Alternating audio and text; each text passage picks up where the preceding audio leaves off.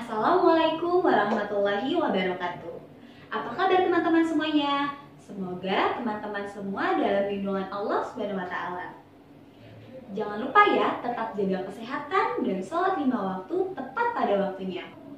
Sebelum kita memulai pembelajaran hari ini, alangkah baiknya kita memulai dengan membaca doa. Sikap berdoa dimulai. Robbi zidni ilman warzuqni fahman. Ya Allah, tambahkanlah ilmuku dan pertinggilah kecerdasanku. Amin amin ya robbal alamin. Hari ini bersama dengan Bu Wildan, kita akan bersama-sama belajar matematika mengenai penjumlahan dan pengurangan pecahan dengan tema menyamakan penyebut pecahan berpenyebut berbeda. Namun, sebelum kita masuk ke inti pembelajaran, alangkah baiknya teman-teman mengetahui tujuan pembelajaran hari ini. Adapun tujuannya yaitu memahami operasi penjumlahan pada pecahan dengan penyebut berbeda. Di kelas sebelumnya, kita semua sudah belajar mengenai apa itu pecahan. Teman-teman, ada yang masih ingatkah apa itu pecahan? Ya, betul. Pecahan adalah bilangan yang terdiri dari penyebut dan pembilang. Untuk jenis-jenisnya ada berbagai macam. Salah satunya ada pecahan biasa, pecahan campuran, pecahan desimal, dan persen, serta masih banyak lainnya. Lalu, apa ya yang dimaksud dengan pecahan senilai? Nah, sekarang Bu Wildan akan menjelaskan dalam kehidupan sehari-hari. Mohon disimak ya. Ibu pulang dari supermarket membawa sebuah coklat untuk Sabil dan Lina. Karena hanya ada satu buah, ibu membagi coklat tersebut menjadi 2 bagian. Satu untuk Sabil dan satu lagi untuk Lina. Tidak beberapa lama kemudian, Sabil meminta ibu untuk memotong coklat miliknya menjadi 2 bagian. Melihat hal itu, Lina merasa ibunya tidak adil. Karena sekarang coklat miliknya hanya 1 buah, sedangkan coklat milik Sabil ada 2 buah. Terus apakah benar ibu itu tidak adil? Yuk mari kita praktikan dari potongan cerita tersebut.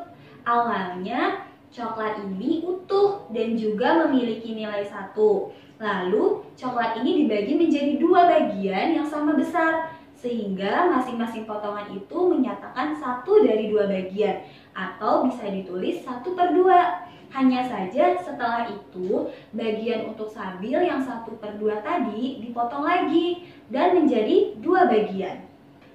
Kita dapat lihat untuk gambar di samping.